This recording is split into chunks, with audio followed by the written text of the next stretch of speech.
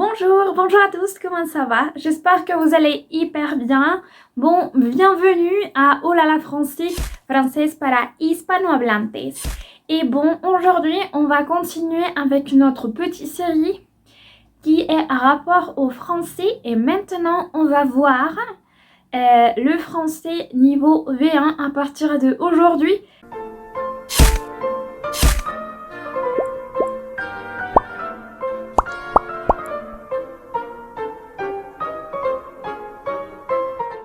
Merci. Bon, maintenant on est dans un français intermédiaire et ça pour moi c'est vraiment incroyable. Je pensais pas que il allait passer pas beaucoup de temps et on allait faire ça. Je suis hyper contente. Maintenant on va faire cette petite série, cette petite guide pour hispanophones et bon peut-être il va y avoir quelqu'un qui il n'est pas peut-être hispanophone mais qui est en train de regarder cette vidéo. Alors j'espère que ça va vous servir beaucoup. On va voir quelques astuces et quelque chose qui peuvent nous aider comme guide. Pas des classes maintenant. Rappelez-nous que je vous avais dit avant que maintenant je vais faire les guides jusqu'à B2 et peut-être C1. Je ne sais pas encore parce que je sais que pour un C1 il y a moins de personnes qui sont là. Donc B1 je pense que c'est un niveau qu'il y a beaucoup de personnes qui veulent apprendre.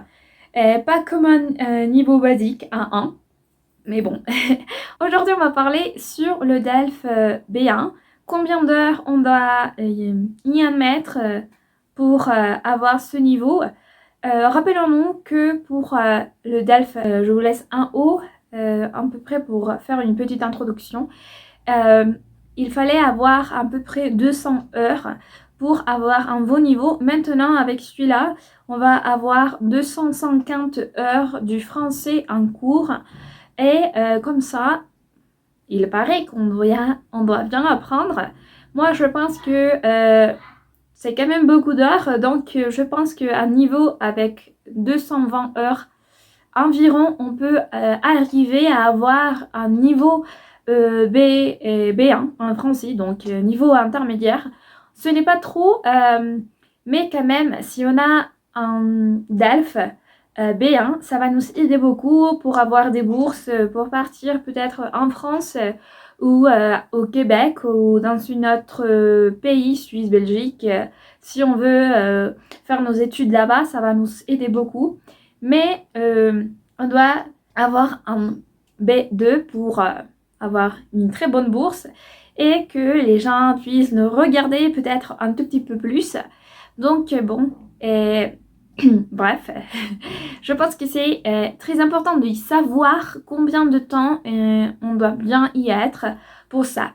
Alors, après ça, comme tous les examens de certification, on va y avoir besoin de avoir bien réussi la compréhension orale, la production orale aussi.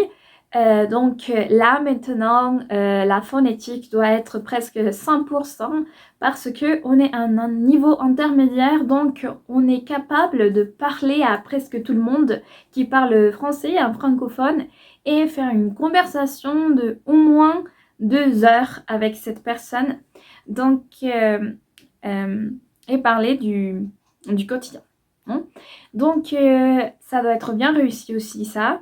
Maintenant, on va commencer pour la compréhension écrite, à lire des textes qui sont plus longs.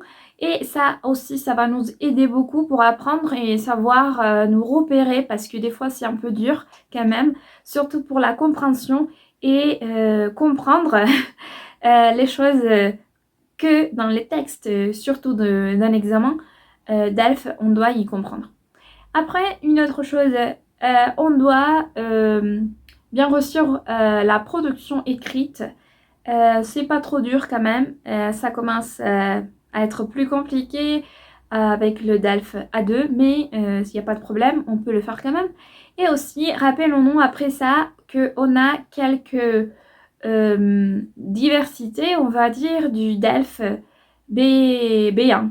Donc, comme je vous avais dit, pour le prime, on va pas avoir un B1 parce que c'est trop compliqué pour un petit de 6 ans. c'est bon, presque jamais on va réussir à que cette personne puisse faire une chose comme ça.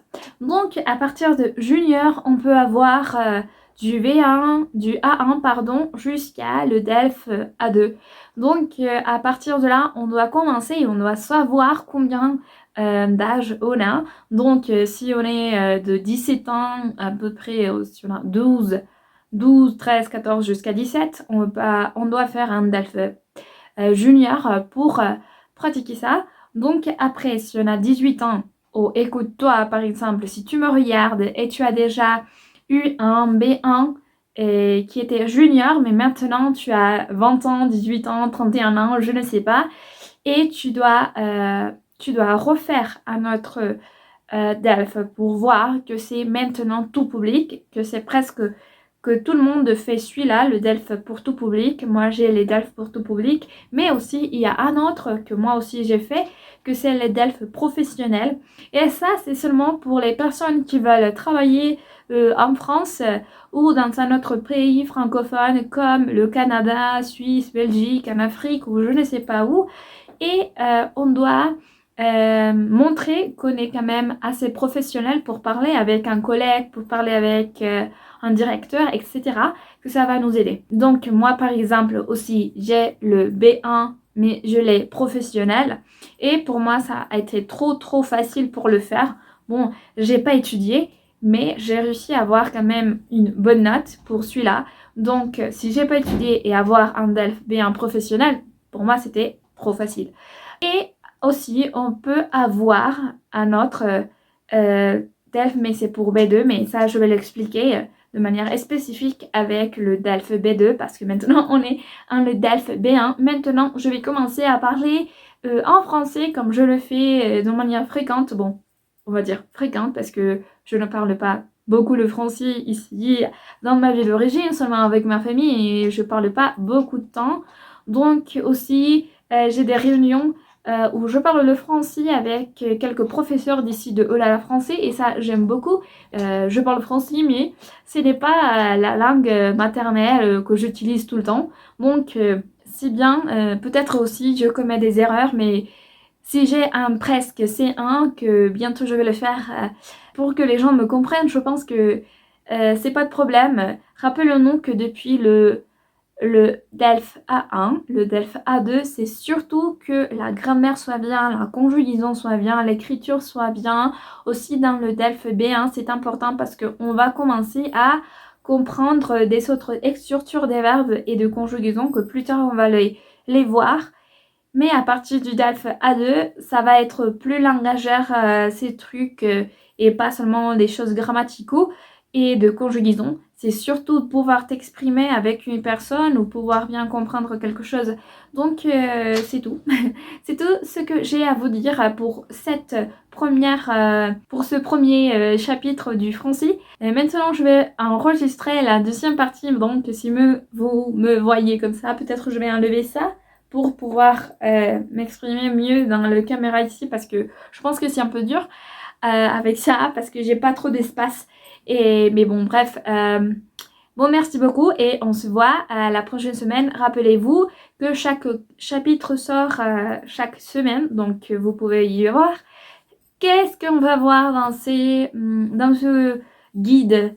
On va voir vocabulaire, on va voir aussi la grammaire, la conjugaison et peut-être à la fin je vais donner quelques astuces pour apprendre plus sur le DELF A1, surtout pour la préparation du DELF au moment quand on est peut-être très stressé et on ne sait pas comment faire parce que des fois oui ça donne beaucoup d'énergie et tout donc il faut essayer de se tranquilliser et être plus concentré et plus actif et joyeux pour faire une bonne présentation en français.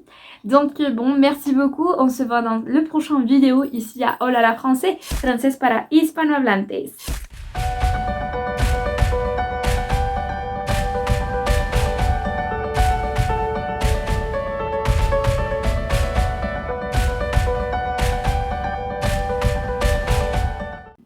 Comment? C'est comment dire?